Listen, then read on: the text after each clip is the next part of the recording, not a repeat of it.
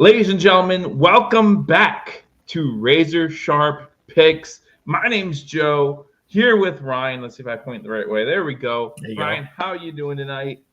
Doing good, man. Looking forward to another week here. Absolutely. The chat is open. So, guys, as you come in here, make sure you say, hey, let me know where you're watching from. Let us know what you're most looking forward to in week 2.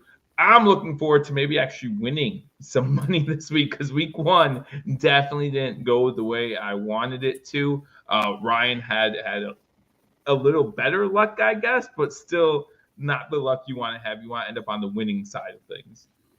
Yeah, week one's tough, man. You're trying to dial it in. You don't know what these teams are going to look like. So, all you can do is correct and be ready to go week 2 and, just keep getting better from here. That's right. It can only go up from here. So I'm going to show you when we do this every single week, we're going to show you our results.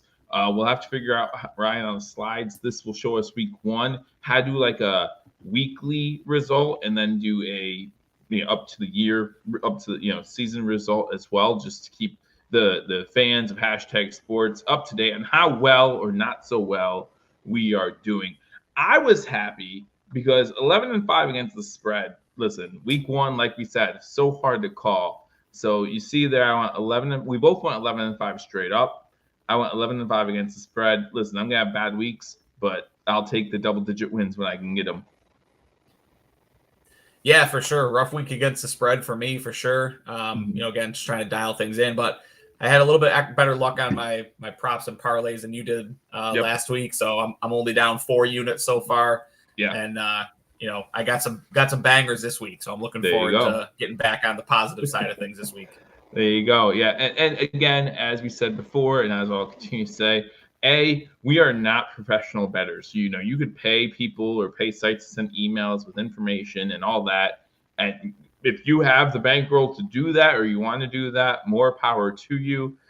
Ryan, I don't know about Ryan. I don't do that. I kind of look at some statistics myself and figure things out. Obviously, it didn't go well week 1. Even the unders for primetime games, normally about 60% hit the under. I think they went 4-0 over. Am I correct? 3-1. I think the only one that didn't go over, I think, was that Ravens game. Yeah, it was kind of nuts seeing that now. But again, it's a long-term game, right? Like something has been over 60% for the past 10 years. Just because I went 1-3 1 week doesn't mean I'm still not riding it for the majority of the season, because again, it's all about winning money at the end of the season. If you're up after week 1, that helps, but it's not the end all be all. So I got some fun props coming up. I know Ryan has some fun props coming up, and the more down we get, I think the more fun the props are going to be. So we can try to get back in the we're going to be chasing. So we'll be chasing, even though, again, that's not the greatest idea in the world, but we'll definitely be doing it. So those are results after week 1. Again, looking to get better week 2. And we're going to start with razor sharp picks. And we're going to start with our boys, the Buffalo Bills. Buffalo playing against Miami, divisional matchup. Thursday Night Football. I'm looking forward to it. Ryan, I know you're looking forward to it as well. And again, don't forget to catch me live right here on hashtag sports, giving you live play and reaction. If you look across the board here, you see how Ryan and I both feel about this. Ryan, I don't know about you, but I hear a lot of people talking about the Miami Dolphins winning this game. The spread's actually moved. That should say Miami minus 2.5, and that's fine. We correct those as well. But Miami minus 2.5, I think it started at 1.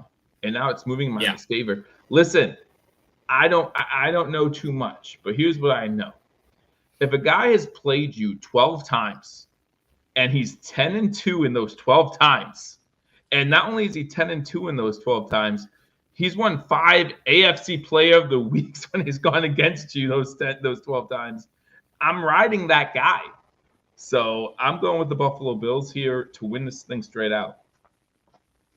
Yeah, I mean, I'm picking the Bills as well. I mean, the news today out of Miami, not great for their running game. Raheem Mostert out, Devon Achane, probably going to be a game-time decision. Him hobbled is not good for this Miami team. Thought Buffalo in the second half was much better than they were in the first half. Obviously, they kind of found their stride offensively.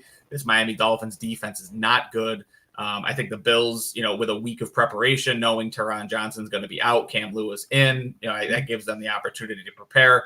And listen, this is going to be a tight game regardless. I mean, even if we don't hit on the money line with the Bills winning, I feel really good about that plus 2.5 that you're giving for the Bills, because listen, 5 of the last 6 games that these two teams have played each other have come down to the last possession, and the last team that scored won the football game. So, I think this game has every making of a tight game, a shootout type of game. And I'm taking the Bills, and I'm taking the over in this game. I think they're going to fly past that over at 49, which is the second highest, I believe, second highest over under of the week. Yeah, I think so. And, we just talked about prime time, 60% the under. This is the only prime. I don't know about you. We'll get to those slides in a little bit. This is the only prime time game I have. 3 prime time games this week, but hitting the over. The other 2 I hitting the under. But yeah, I just think that the over sitting here at 49. I think that the Dolphins are going to find a way to score, right? And if they have issues with the running game as far as injuries are concerned, I think that it's going to even open up the passing game even more, make this more of a shootout. And I'm kind of excited to see it. But if you give me a shootout between Josh Allen and Tua Tagovailoa, give me Josh Allen. Moving on to Sunday, and as Bills fans, the good news about Sunday is win or lose on Thursday, we could sit back and kind of relax a little bit and just enjoy these games for what they are. And we're going to start with the Raiders at the Las Vegas Raiders. I always mess that up now. And the Baltimore Ravens. So again, you see Ryan and I, same picks across the board. As an early on bettor, as a rookie bettor, and someone who didn't look into it, I always found it hard to pick double-digit spreads. But as you learn this, how to bet, you learn that that's actually the play, is to bet the double-digit spreads. I don't know what you've heard about that, Ryan, but that's how I felt.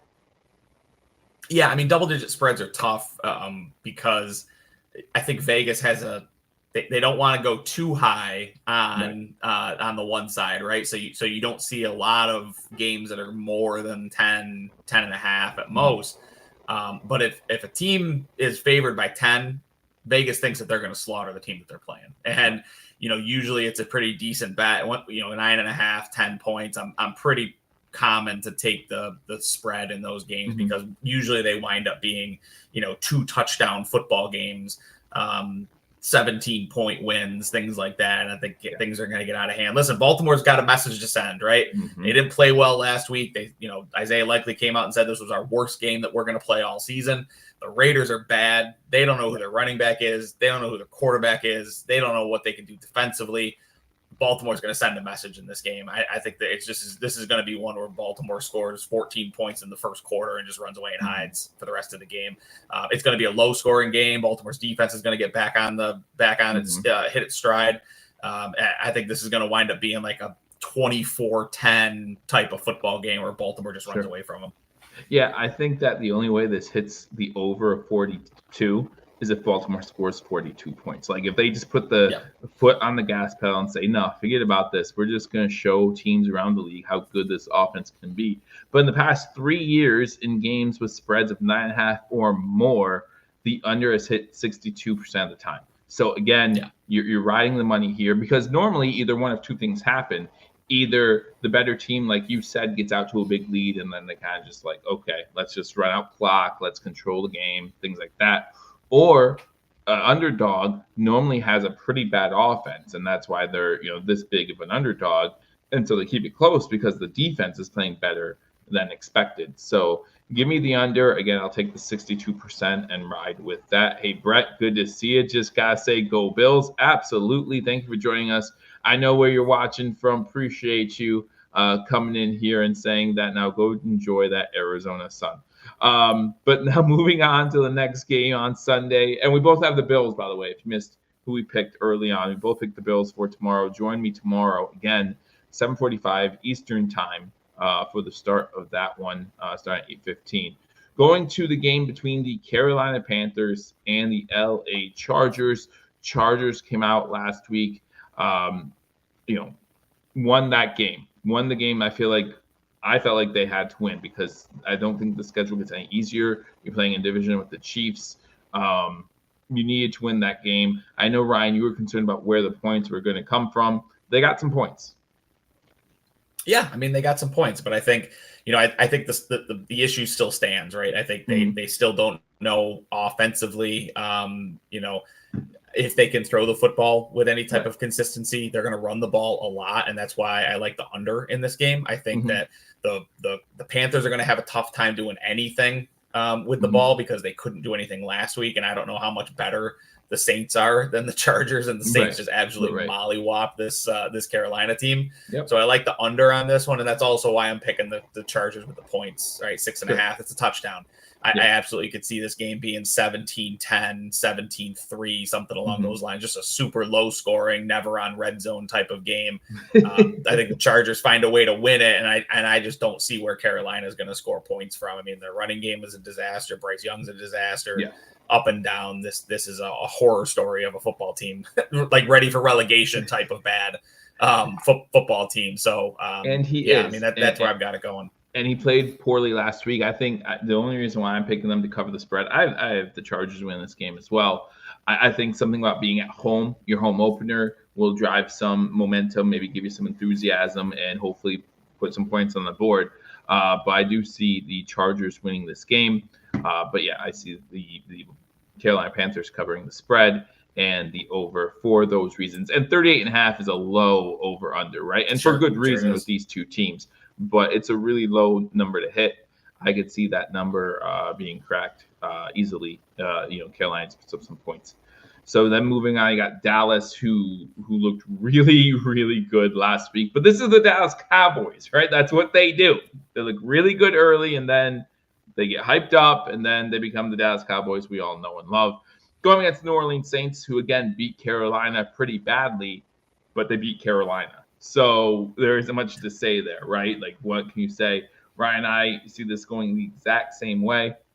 Both picking the Cowboys to cover the spread, both picking them to win the game outright, of course, and then both picking the over. Dallas is going to score a lot of points in this game. Yeah, I think both teams are going to score a lot of points. I'm not sold on this Dallas defense. Yeah, I don't know that they've done enough, to show that they're any better than they were last week, and they weren't great last week, right? I mean, there were a lot of turnovers by the Browns, right? But I don't know how many of those were manufactured turnovers by Deshaun Watson just bailing out. He had the yips. He's clearly broken. So I'm taking the Cowboys. I'm taking the points. I wouldn't be surprised if Dallas puts up, 35 points in this game. And if that's the case, I mean, that over-under is going to hit, pretty easily. So, I think we agree on this one. This is going to be a fun slugfest to watch, but ultimately I think Dallas is going to put it away late and cover that spread. Yeah, no, I think we agree on this one. Absolutely. Moving on. Little backdoor cover in that game, I think. Yeah. Okay. Yeah, I wouldn't be surprised about that at all. Now I think this is going to be a really fun game. I really do. This is probably the 1:00 game since this is the highest over-under of the week. So yes, that is also correct. And we both have the over. So that's how exciting we think this game is going to be. All the 1:00 games, I think this is the one that I'll have my eyeballs on since the Bills won't be playing. So the spread's in at 7, in at touchdown. Ryan, you have the Buccaneers covering that 7, becoming a Baker Mayfield supporter all of a sudden, believer of Baker. I think the Lions offense is just going to play they played really well, I thought, last week against the Rams. But I just think that this offense is going to keep putting up points, and I don't know if Baker can keep up with that. I think this is a very high-scoring game, but I just don't know if at some point Baker and the Tampa Bay Buccaneers kind of run out of gas. It's going to be around like 31 points when they finally run out of gas. But that's my feeling here. Brett says he has Detroit winning this one as well. That's where we're at. Ryan, why do you think Tampa can keep this thing close? Yeah, I mean, I think this is probably another backdoor cover type of situation. I think Carolina Detroit's up 13 late. Baker puts a drive together at the end, gets in the end zone, makes it a 6-point game. Tries the onside kick, doesn't get it. So I think this one ultimately is maybe not as close as the scoreboard tells. Maybe a score late for the Bucs to pull it close.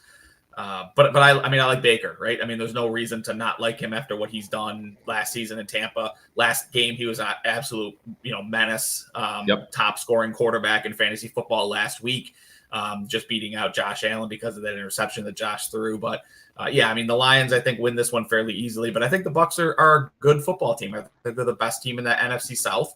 Mm-hmm. And I think they're going to stick with things at least on the scoreboard by the time this is over. By interception, he means fumble, and that means something to me. The fumble, yes. The turnover. Yeah, the turnover. That means something to me when it comes to our parlays later. So I want to make sure That's right. Fumble, not an interception, because there's something riding on that a little later. Ryan, we're 15 minutes into the episode, and we still haven't mentioned our sponsors. First, I want to make sure we thank Mr. Rogers Homes for sponsoring #Sports for the past 4 years. Mr. Rogers, a real estate agent out in Arizona, Brett. So, if you're looking for some more real estate out in Arizona, or if you're in the Buffalo area and you just want to get away and you want to go someplace warm, check out Mr. Rogers' home website in the description. But also, as we mentioned last week, and we will continue to do so, #Sports is so excited to be working with BetDSI. As you see their logo in the top right corner of all of the slides there, BetDSI has just been great with us. So I'm just going to read the promo from the teleprompter because I'll mess it up if I don't. You guys heard me Sunday. I definitely did. What's up, Bills Mafia? It's Joe Sharpe here from #Sports, bringing you all the latest on our Buffalo Bills. Now, you know as well as I do that being a fan isn't just about watching the games. It's about living every moment. And if you're ready to take that passion to the next level, I know about passion, you need to check out BetDSI. BetDSI has been around for over 20 years, 25 years actually, and they know how to treat real fans like us with the best odds, the fastest payouts, and a platform that's as solid as, well, hopefully it's more solid than our defense was in that first half last week. Whether you're betting on the Buffalo Bills to dominate the AFC or making those crucial live bets during the game, BetDSI is the place to get it done. BetDSI has everything you need to make your picks count. Go to betdsi.eu, and again, they're going to match your first deposit up to $100,000, 120%. So that's a lot of free bets. And I don't know about you, Ryan, but I've been on BetDSI since September 2nd, so not even 2 weeks yet. And it seems like every other day I'm getting new promos, like emailed to me, like, oh, we have this promo, we have this promo. I'm like, awesome. Like, they just keep hooking you up with more and more promos. So definitely go to betdsi.com, or I'm sorry, .eu, and place your first deposit today. All right, now moving on past this one. Again, we talked about this one being a fun one. This game, I have some stats about this game I'm loving to share. I'm ready to share with you, Ryan. But Ryan, you have the Indianapolis Colts. Is this solely a fact that Love is injured? Yeah, I mean, I don't know how good the Packers are without Jordan Love. I think that the Colts did enough last week to prove that they're a offensive team to be reckoned with. Mm-hmm. And Anthony Richardson, I think one would hope it only continues to get better from here. And don't forget, they put up a lot of points last week against Houston. Jonathan Taylor didn't really get going too much during that game. He had a couple of big plays, but beyond that, he hasn't really gotten rolling yet. So, yeah, I mean, this is strictly on the fact that Jordan Love right now is listed as doubtful. Doesn't look like he's going to play this week. And that's problems for the Packers, because I'm not sure where their offense comes from if not Jordan Love being on the field. Sure. And I understand that. And I was with you. I sent you the picks, and I think this is one that I had I was writing it down and I crossed it out. And here's why. This is actually a point that you brought up last week. And it kind of stuck with me a little bit. And I feel like we often get in this trap of, the star quarterback's out, they're automatically going to lose. And then the backup comes in and does better than we think, or at least the offense, looks better than we thought it would. And if someone's going to be able to, kind of like how we trust Sean McDermott to get a defense ready when he has a week to prepare, don't you kind of trust Matt LaFleur to do the same thing? Like, he has time to prepare. And I know Love being out is a huge injury, and I'm not saying anything against that, but he's an offensive mastermind. And one thing Indy did not do well last week, and both of our parlays didn't lose because of this leg, was they didn't cover the run too well last week. Mixon had a pretty good game, and I could see the Green Bay Packers heavily leaning on the run, and I just don't know if the Colts can stop him, which is why I picked the under also. But another fun thing, something that you said last week, Anthony Richardson, maybe it was in 2 weeks ago, I forget. Anthony Richardson hasn't exactly played a lot of football in the past 4-5 years. In fact, last year, his NFL rookie season, he played 3-4 games, all of them in a dome. All of them. Do you know the last time he played in the northern part of the country? Neither do I. It doesn't happen. And I feel like Green Bay, Lambeau Field, is going to be a really tough place to get your first sense of playing out. Now, luckily, it's in September and not December, but get your first taste of playing outdoors in a hostile environment, an NFL hostile environment. I think there's a little different feel to that. And I'm not sure how Richardson's going to respond to that. I think Green Bay runs the ball well in this game. You'll see that when we talk about some more prop bet leaders as well. And I think that keeps Green Bay in this game, covers a spread, but also potentially wins the game. And you can see the money plus 100. I think is pretty good odds. You get plus money on the Green Bay Packers. Joe, do you know who the quarterback is for the Packers if it's not Jordan Love? I looked it up earlier. It's not going to be Jordan Love. But yeah, Willis, right? Malik Willis. Willis. Yeah. Enough said on that. That's why I'm taking the Colts. That's all you have to say. I'm going out on a limb. Then we got Jacksonville. A tough loss last week for the Jaguars. Bills fans were hoping that they'd pull off that matchup between two Florida teams win, going against the Cleveland Browns. The reason why I'm picking Cleveland to at least cover this spread is I think that defense got embarrassed last week, and I think they come out kind of with that. I don't trust the Cleveland Browns offense at all, which is why we both picked the under.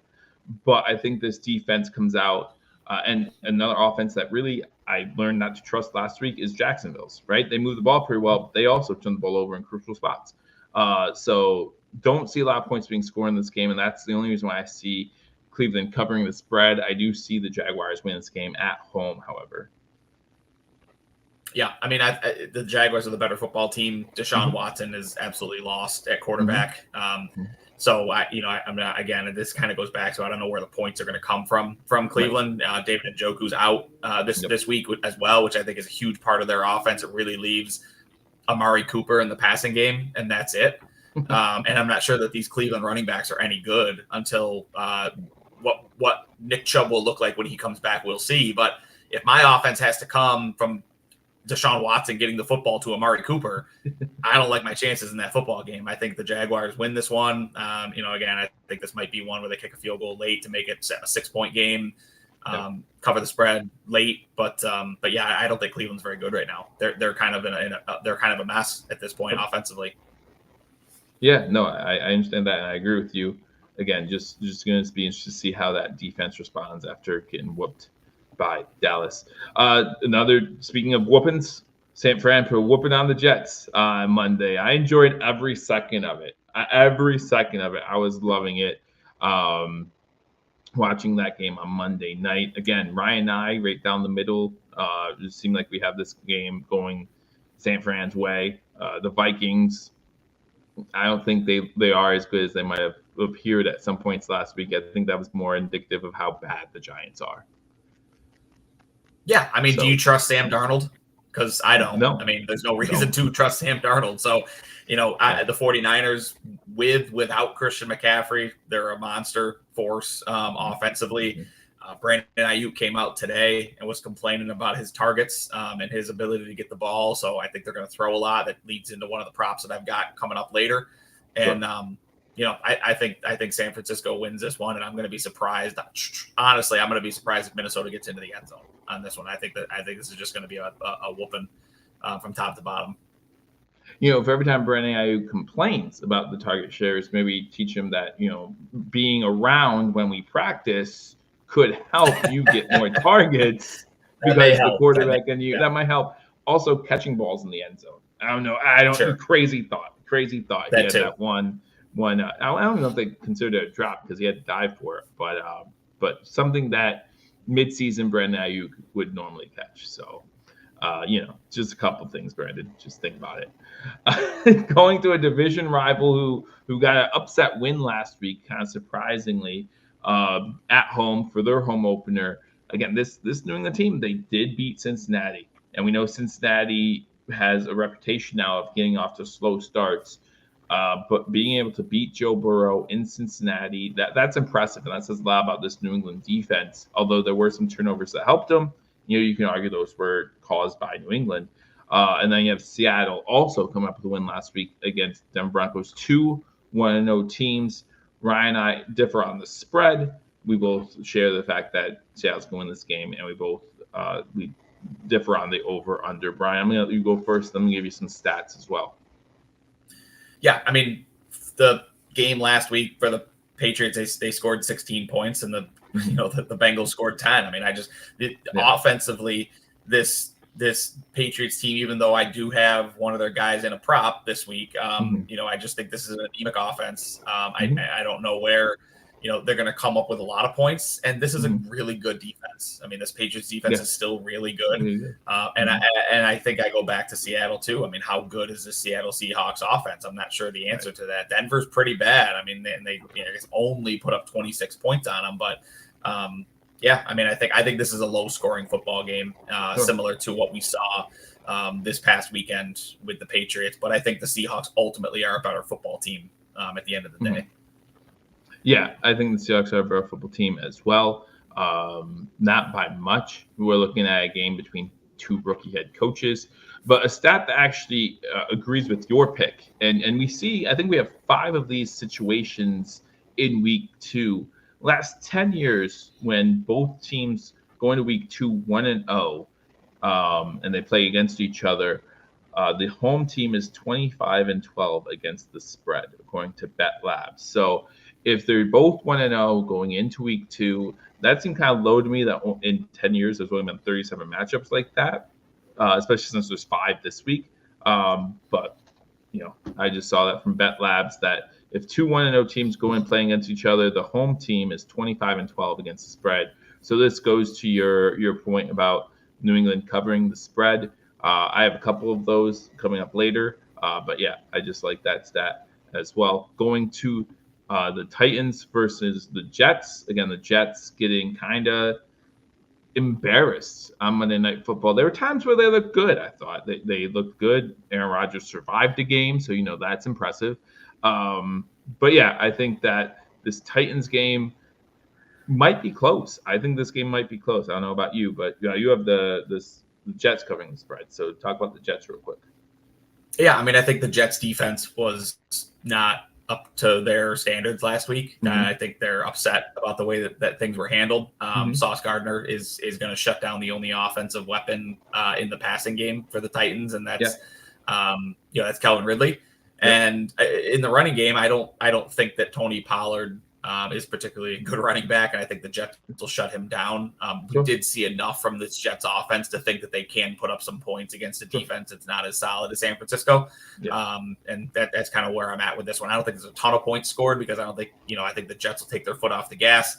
I think it'll be a defensive type of battle, but I think the Jets will ultimately win this one by probably 2 possessions. I think it gets that big of a lead. Yeah, my only concern for the Jets is how many times are they going?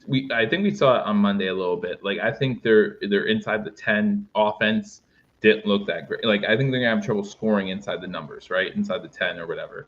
And I think that's why I have the spread being covered here, because if you're not getting in the end zone, if you're kicking field goals, you keep it. It doesn't matter what team you're talking about. It can even be the Giants. I don't care. The Panthers. It doesn't matter. If you keep a team in a game long enough, they're going to gain confidence. Like every snap, they're going to gain more and more confidence, and that's never good. Doesn't matter who you're playing against. Just think about the Titans Monday night game last year against the Dolphins. Everyone thought they were out of it, and what happened, right? So I think that they keep this game close. I think the Jets are the better team. I think the Jets win this game, but I definitely agree with you on the under. Don't know where the points are coming from in this game, except for one, because I think I have a prop bet with that as well.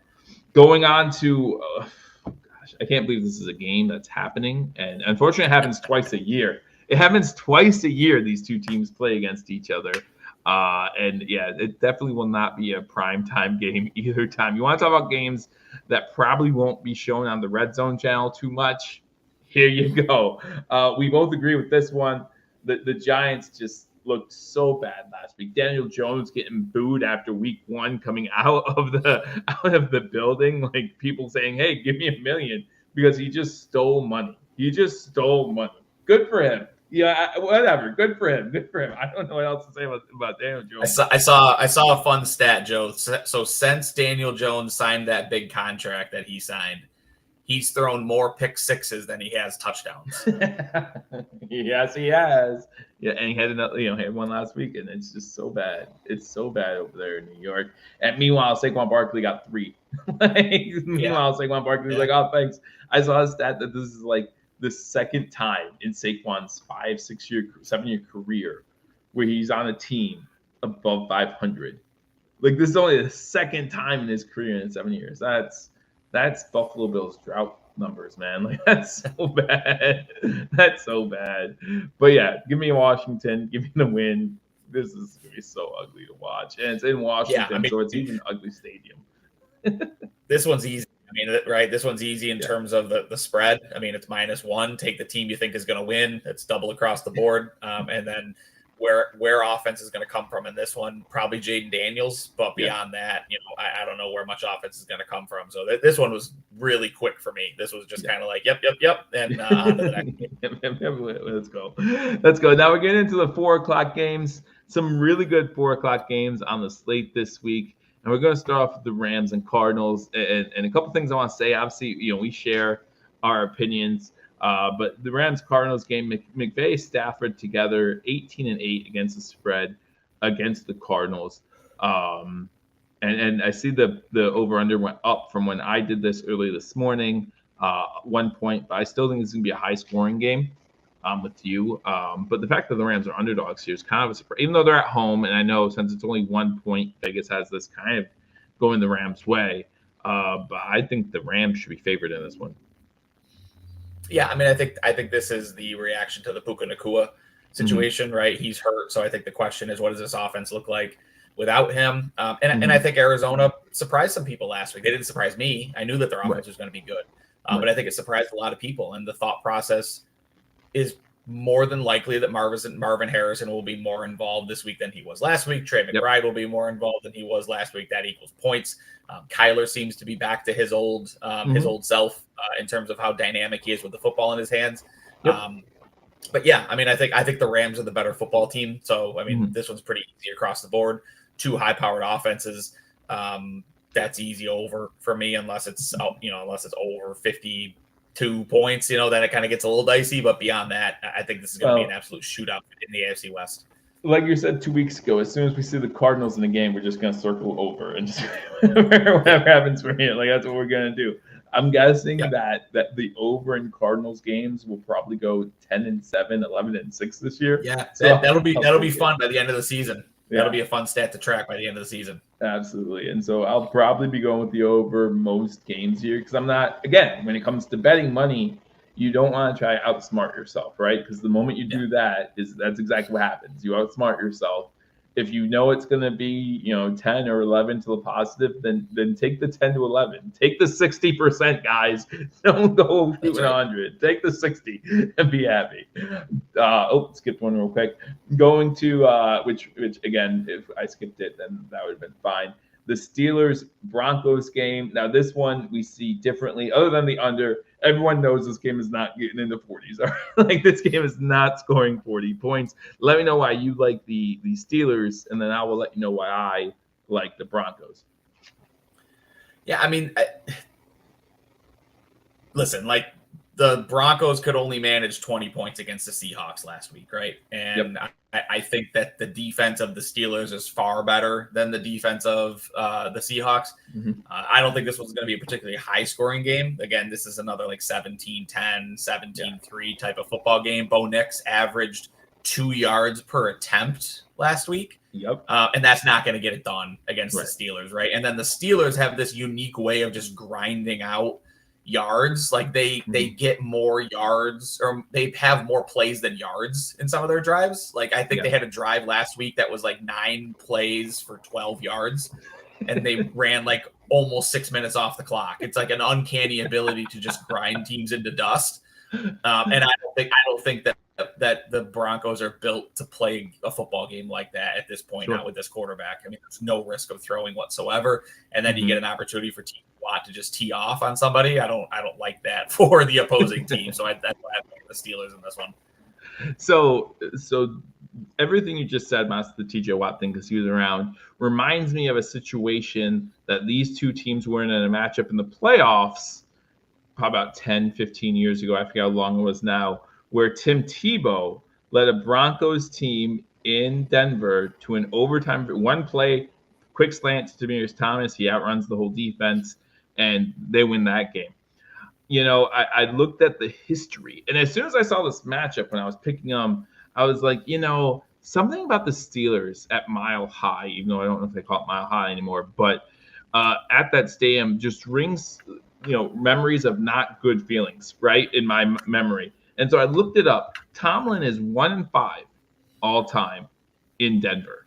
And that's shocking to me just because of how good and how consistent Mike Tomlin really is. But another stat, Mike Tomlin has never beaten Sean Payton.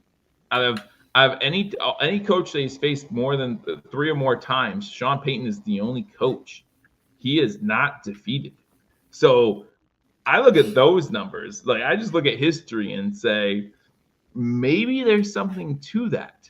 You know, there's always these matchups that you don't understand why all the time, and you don't understand how it happens, but it just happens. And that's the only reason why I'm picking the Denver Broncos to win this game straight up. So obviously they're going to cover the spread. It's just because you look at the history and it says something about the Steelers going into Denver isn't happiness for Mike Tomlin. So moving on to another 4:00 game, probably the 4:00 game that everyone's most excited about. Listen, you know, people talking bad about the Bengals. Again, it was a slow start. Overreaction Monday to week 1 is unbelievable to me. The Bengals, in my opinion, are going to be just fine. I don't know, Ryan, do you agree or disagree? Now, you have them not covering the spread here, but they're playing the Chiefs. So I can understand them not covering the spread. But I think the Bengals are going to be just fine. Thoughts?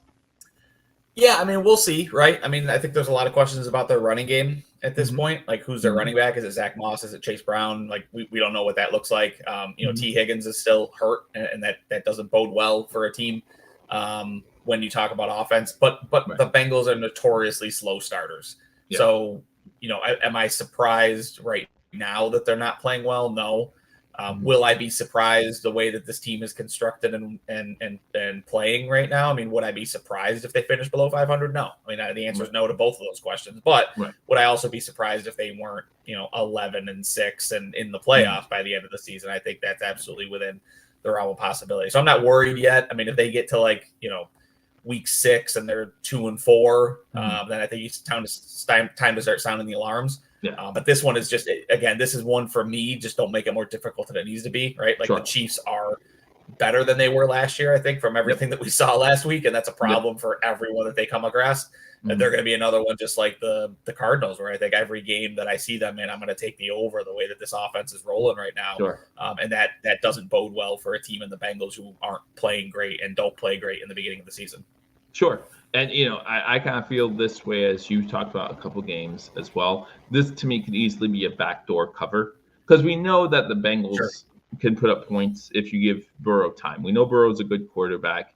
And so if Kansas City is up 10, 11 points late in this game, you could just see them playing a little prevent, whatever, and Joe Burrow leading a touchdown drive to cover this spread.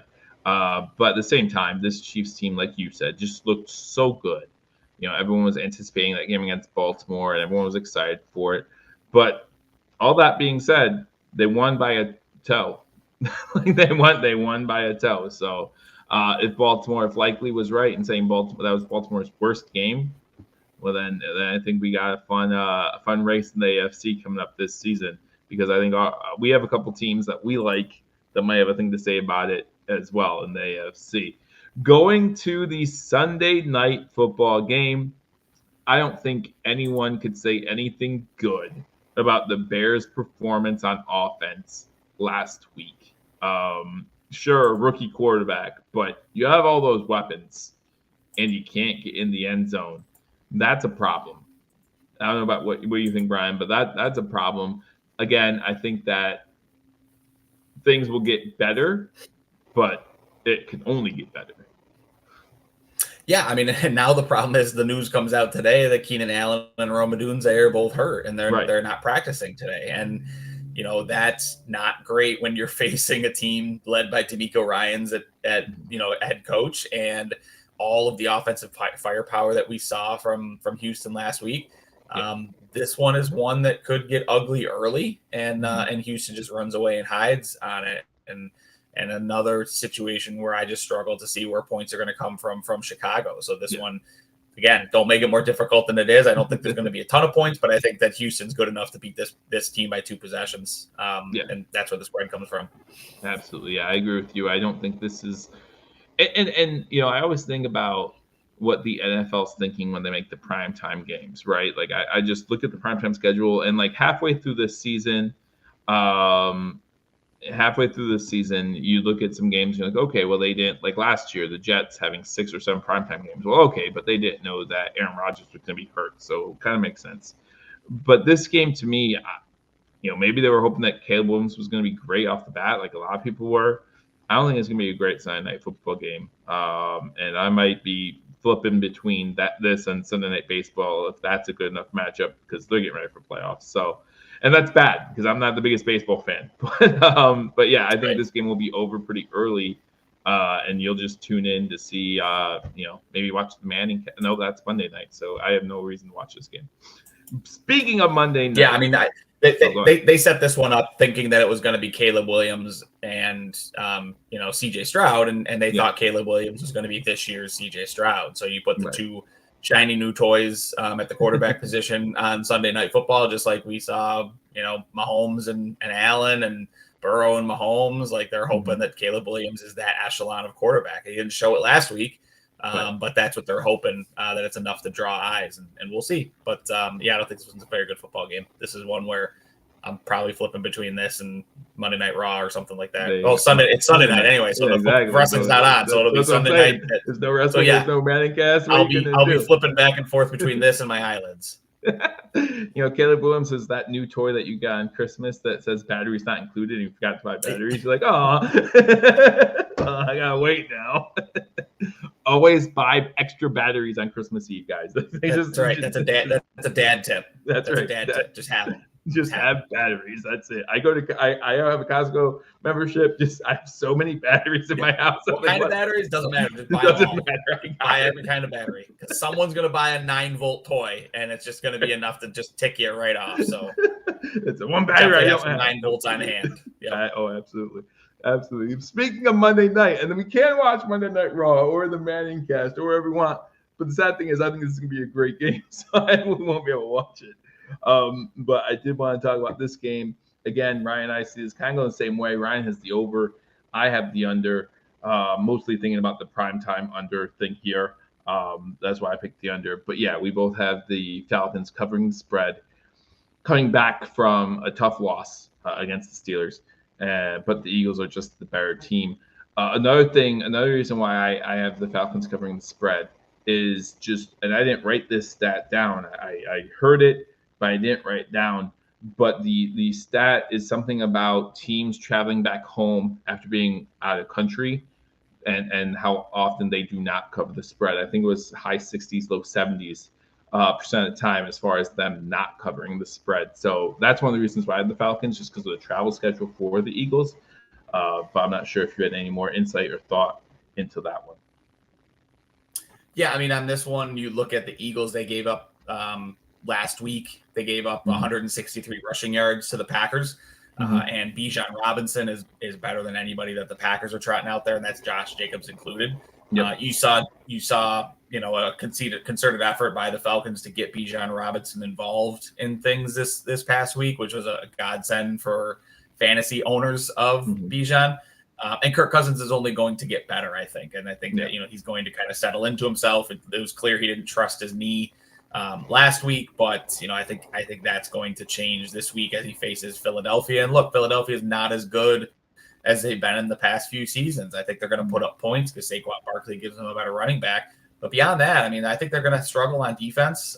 They're clearly, missing some of their defensive pieces that they lost in the offseason, and that leads to a lot of points. I think Philly's good enough to win this football game. I don't know if they're good enough to cover the spread, which is where I think the Falcons are better than 7 points worse than the Philadelphia Eagles. So that's where I'm with this one. But I think both teams can score in a heartbeat, and that's where the over comes from. Right. Yeah. I think that both these teams have the possibility of scoring, so I wouldn't be surprised if this thing hits over 47. But one of these primetime games does have to hit the under eventually. One of them has to, right? Probably will be the Texans-Bears game will hit the under, but we'll see. Ryan, while you set up the parlays and the picks that we have this week, I do just want to go over one more time. I'll remind everyone that #sports is partnering with betdsi.eu. Again, use the promo code. I'll put it down at the bottom of the screen for you as well. If you go there, your first deposit, use promo code HTAG, and they will match up to $1,000. They'll match 120%. First bet, free bets. Again, promo code HTAG. And even after you sign up, even after you use the promo code, and the link is in our description as well, so make sure you click on that link. Even after you use that promo code, they'll have more promos coming at you as the weeks go on, especially during football season and then basketball season. Whatever you guys like to bet, they have horse betting on there. If you like the horses, they have a casino part on there like your other apps do as well. But it's one of the safest, most reliable betting sites. Been around for 25 years. And again, like Ryan said last week, the only thing I'm upset about is that I didn't know about it sooner, just because of how good the interface is and how easy it is to bet. And you can put up parlays and things like that. Really, really enjoying it. I don't know about you, Ryan. Hopefully you're enjoying it too, these first 2 weeks or so that we've been using it. But betdsi.eu, and again, HTAG is your promo code. Yeah, and remember, don't bet more than you can't afford to lose. And make sure that if you do have a gambling problem, that there's resources out there to help. So make sure you reach out. And hopefully we don't become a gambling problem for people. Hopefully we get back on the positive side of things this week. I was about to say, that's why Ryan and I are letting $5 because we can't afford to keep losing like this. Oh, man. And now our loved ones can see us live. Like, why are you losing all this money? Like, yeah, we know. We're sorry. That's right. We're sorry. This is what happens. But, Ryan, these are the parlays that we have this week. Again, and I don't know if it's going to be this way all season long for both of us, but we have one lock, and that's going to be 2 units. That's every week. But the first 2 weeks, we both had 2 parlays that we threw in here. One was our lock of the week, and just another one just for fun, because why not? Looks like you did another Buffalo Bills one. Looks like you'll have that theme maybe going throughout the year for Bills fans. Like, hey, you want to bet the game? If you want to get more gray hairs, whatever. But Ryan, your first parlay, I'll read it and you can explain it as we go on. You like the anytime TD parlays too, I see. Derrick Henry, anytime touchdown. J.K. Dobbins, anytime touchdown. And Stevenson with the anytime touchdown, 2 units plus 700. What do you like about their matchups and what you see, could there be 2 touchdowns for one of these guys maybe? Yeah, I mean, Derrick Henry, I think is absolutely a 2+ touchdown type of guy this week. I think it's going to be just a beatdown. I think the Ravens are going to run away with this one, and that means that someone is going to probably get a rushing touchdown. And they went out and got Derrick Henry, so it wouldn't have to be Lamar Jackson around the goal line. So Derrick Henry gets into the end zone. J.K. Dobbins looked great last week for the Chargers. He was the one bright spot of that offense. I thought he played really well. I think this is an opportunity for him to get into the end zone in a game that I think is probably going to be a low-scoring type of football game, grind it out. And then Ramondre Stevenson. He's the only semblance of offense that the Patriots have. If they get inside the goal line, he's going to be the guy. He had almost 200 all-purpose yards last week. I think he was pushing like 30 touches total. He's going to be the workhorse back. I could absolutely see him, getting into the end zone. And this is one of those fun ones, right? You get 3 touchdowns. If you hit 3 touchdowns, it's plus 700. Love that money. Love that opportunity to get back in the positive side of things. So, yeah, I mean, and again, if you're feeling some kind of way, you're feeling froggy, and you want to go 2 touchdowns for Derrick Henry, I'm fine with that too. Yeah. I would have no problem putting 2 touchdowns on Derrick Henry this week. Especially this week, because as you see in my lock of the week, I have Derrick Henry with the over 72.5 rushing yards, because I think that the thought process around the NFL, especially something I've been saying all week, is Baltimore just completely ignored Derrick Henry for a lot of that second half against the Chiefs. And I don't know if it's because they were down 10 going into the fourth quarter or what it was. They ran him like 5 times, all 5 times up the middle. I think he had 4 carries in the second half. Yeah. All of them seemed like they were up the middle, and he didn't gain much. So, like, I'll forget it. Derrick Henry, and this is something they have to learn, which I have a hard time saying that NFL teams have to learn something that we all know. But Derrick Henry is the type of running back who needs touches. And the more touches he gets, the more productive he is going to be. And I think in a game like this could be a rebound spot for the Ravens, and they can feed Derrick Henry. So, Ryan has Derrick Henry with the anytime touchdown. I have Derrick Henry over 72.5 yards. I just think that he is going to get 20, 22, 24 touches, and that's going to give him the opportunity to eclipse 72 yards in that game. Josh Allen, there are very few times in Josh, and this is why I had to correct Ryan earlier. There are very few times in Josh Allen's professional career where he's gone back-to-back games without throwing an interception, okay? I think the Bills win the game tomorrow. I think that they put up a lot of points. I think that even though he has 1 interception, he'll also still have 4 touchdowns. Like, it's going to be fine. But I think he's going to have that 1 interception, and it will be a lot like the fumble, where it's just like, what in the world? Because that fumble, Ryan, and I don't know if you agree, that was all on Josh Allen. Like, he had time. Oh, yeah. He had time. Held the ball too long. And I like Terry McLaurin because, first, they underutilized him in Washington last week. I like his matchup this week. And who else you throwing the ball to? Who else is there? He's their only weapon. Like, and maybe that means that, the Giants double or triple team him. But you know what? This gives me a reason to watch that game. If you need a reason to watch a shitty game, bet some money on it, and you'll have to watch it anytime. So that is our lock parlays. Another parlay that I like, and this is my anytime TD parlay. I got Breece Hall scoring an anytime touchdown. I think, again, they're going to have problems inside the 10, but if anyone's going to score inside the 10, it's probably going to be Breece Hall. Amon-Ra St. Brown, I think that the Lions game is just going to be very high scoring. So if you score 5 touchdowns, hopefully one of them goes to Amon-Ra St. Brown in that one. And then Cooper Kupp with the injury on the other side. I think that, Matthew Stafford's going to start going back to Old Faithful, and he's going to get into the end zone. And, if you're looking at a guy who might score twice out of those 3 guys, I like Cooper Kupp, because we've seen in the past that even when he is the only guy on the field, defenses still can't guard him. Like, a fully healthy Cooper Kupp is still for some reason unguardable, even if he is the only guy on the field. And they still have some weapons there. So I like Cooper Kupp. You talk about your Bills parlay coming up tomorrow. Yeah, I mean, I think we're seeing what this Bills offense is right now, right? Mm-hmm. And that's I don't know how much they're going to throw the football. I don't think they have to throw the football this week.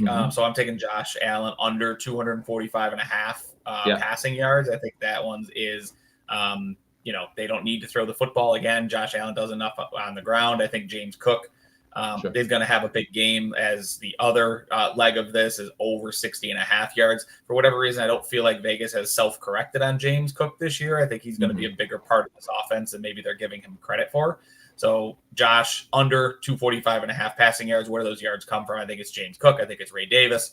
I think those guys are going to be heavily involved. And they scored a ton of points last week. The Bills did, and Josh Allen did not break 245.5 passing yards. So I think this offense can put up points without him throwing for a ton of yards.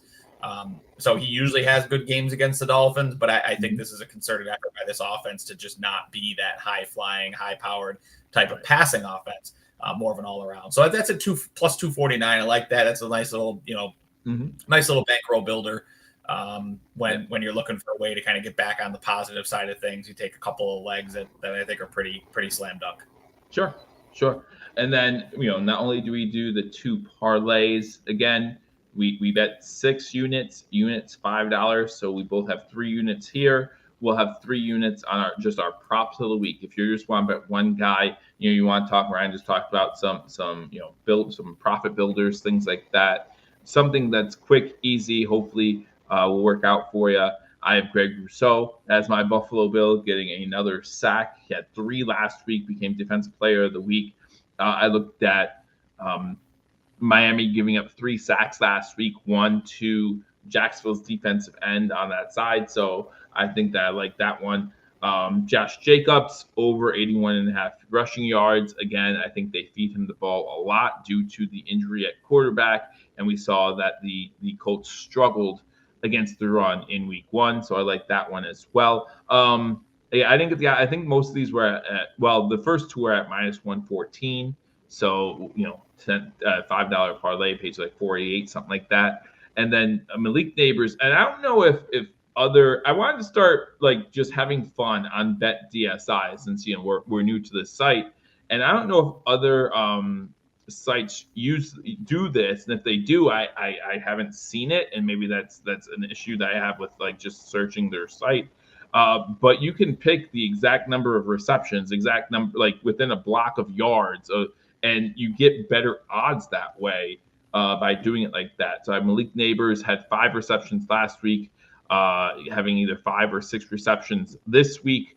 And I think the odds for that were like plus 175 or something like that. So just some fun. Again, just searching the website, finding new fun. They have some combo bets you could do, like Josh Allen rushing and passing together. I know that other sites have things like that. They also have versus bets. I remember seeing Devontae Adams versus who are they playing? Who are the Raiders playing again? Before I just go nuts here. Whoever, a wide receiver that the Raiders are playing. The Ravens. So Zay Flowers. It was Devontae Adams versus Zay Flowers, more yards, things like that. And you get that. It's just a lot of fun. So I want to start looking into what kind of crazy props we could bet. And that was one that I thought could hit this week. Yeah, and for my props, I got Brock Purdy under 235 and a half passing yards. I think, again, this is a game where they're not going to have to throw the football a lot. Jordan Mason ran the ball really well this past week. I think Brandon Ayuk getting in someone's ear, I think he's going to see more targets, but I don't think that's going to result in more yards. I think they're going to be able to shut things down pretty early. Jaden Daniels over 50 and a half rushing yards. I think this is another one where Vegas maybe not have self-corrected. He ran for 88 yards last week, so I'm not really sure where they're thinking against a worse defense in the Giants. He's not going to be able to run the football. So I love Jaden Daniels over 50 and a half rushing yards. I also like Jaden Daniels to run one in this weekend, but that was at minus 160. So I think Vegas really likes him to run one in as well. So I got a little fun. This is another kind of a fun wrinkle if you're an anytime touchdown type of person. This is a Saquon Barkley first touchdown bet on this one. So this means that he's going to be the first player into the end zone in that Falcons-Eagles game. Saquon had last week. I don't think there's any reason to think he's going to slow down this week.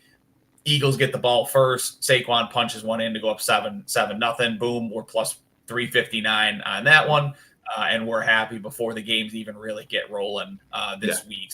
So that's a fun bet that I threw in there this week. And like Joe said, we'll start to play around with some of these as the weeks go on. We'll get a little bit more creative with our parlays, a little bit more creative with our prop bets.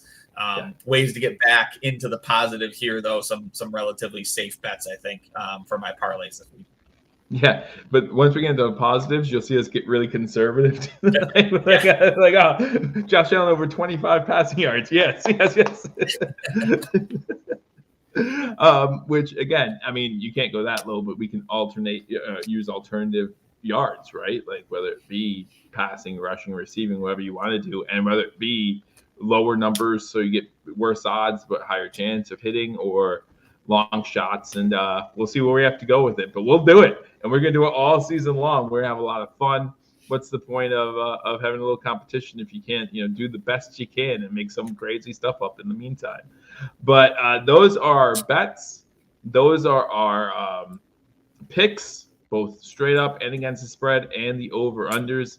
I had a great time last week watching the games. I'm still so excited that football is back. You still that feeling of everything's still kind of new. Again, there's so many overreactions week one, right? After week one's over, so many overreactions. Now we look into week 2, 3, 4, 5 and see what these teams are. Because when they were 16 games, it was about winning quarters, right, Ryan? Like it was like you want to go 3-1 every quarter. Now it's 17 games. That messes up the quarters, but it's still the same type of mentality. So for the teams that want to know, that's a great start, but you only guaranteed yourself no worse than 1-16. So you can't get too up on your high horse yet. But for Ryan, for myself, thank you so much for joining us again. Don't forget to join us tomorrow. Join me tomorrow as I'm live giving you play-by-play and reaction, so you don't have to buy 5 different streaming services to watch the games you want to. If you don't have Amazon Prime, Ryan, the game's in Miami, so you'll be at home, right? I will not be at the game, no, but I probably will be hopping on for the post game with Joe, or if Joe joins us, but with Paul and Mario after the game. So make sure you stick with us on that as well. Thanks to betdsi.eu. Make sure to jump on there. Remember, it's hashtag is the promo code. And hey, again, free money, man. They're going to match it up to 120%. Or they're going to match you 120% up to $1,000. That's free money just for signing up. And then from there, like Joe said, you get all kinds of promo codes. They do everything they can to keep you coming back. And I love coming back, man. So I appreciate the promo code. So make sure you go over, support the folks that support us. So make sure you go over and join betdsi.eu. Yep. Perfect. So have a fun week. Hopefully your bets hit. And we'll see how we do next week. Until we see ya, go Bills. Go Bills.